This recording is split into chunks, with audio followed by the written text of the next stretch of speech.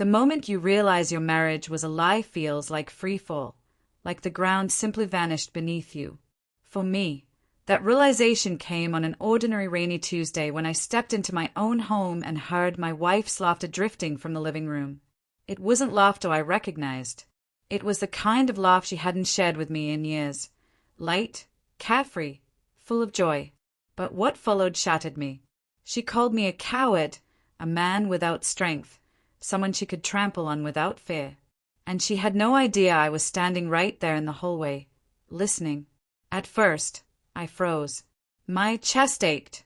My head spun.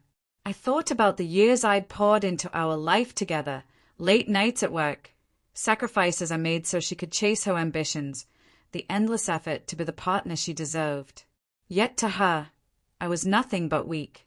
That night, while she whispered into the phone to a man who thrilled her more than I ever had, something inside me cracked. Or maybe, something inside me finally came alive. The days that followed were torture. I went through the motions at work, but all I could think about was her betrayal. Memories replayed relentlessly. The late nights explained away with flimsy excuses, the way she stiffened when I reached for her hand, the absence of those 3 words you once said so freely. The signs were always there. I just blinded myself because I wanted to believe in her, in us.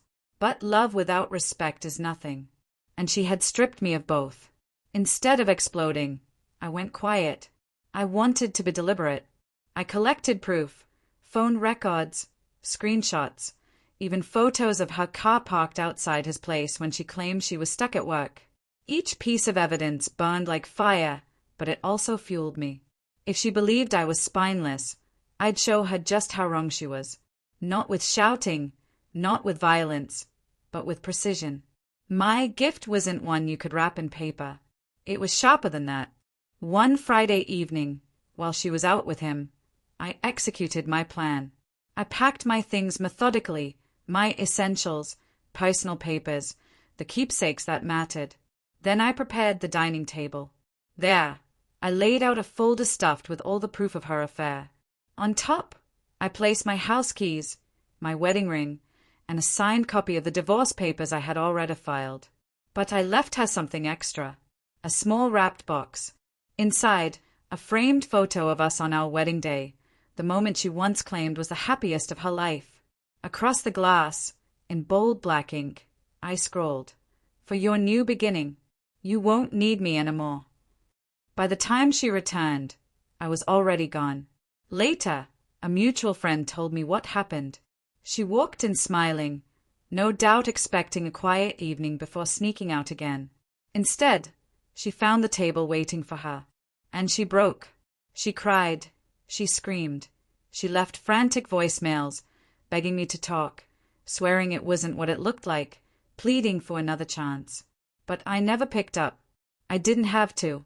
She had already told me everything that mattered when she mocked me to her lover.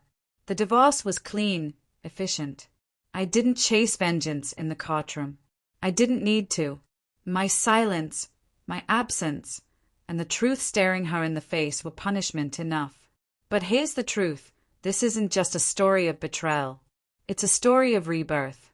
For years, I let her definition of me dictate my worth. I sacrificed myself to prove I was enough for someone who had already decided I wasn't. The moment I walked away, I realized I wasn't weak. I was a man who deserved loyalty, respect, and real love. In the months that followed, I rebuilt. I hit the gym, not to impress anyone, but to honor myself. I reconnected with old friends I had shut out during my marriage. I reignited passions I had abandoned long ago, photography, hiking, simply living for me. And slowly, the weight fell away. One morning, standing at the edge of a mountain trail with my camera in hand, it struck me.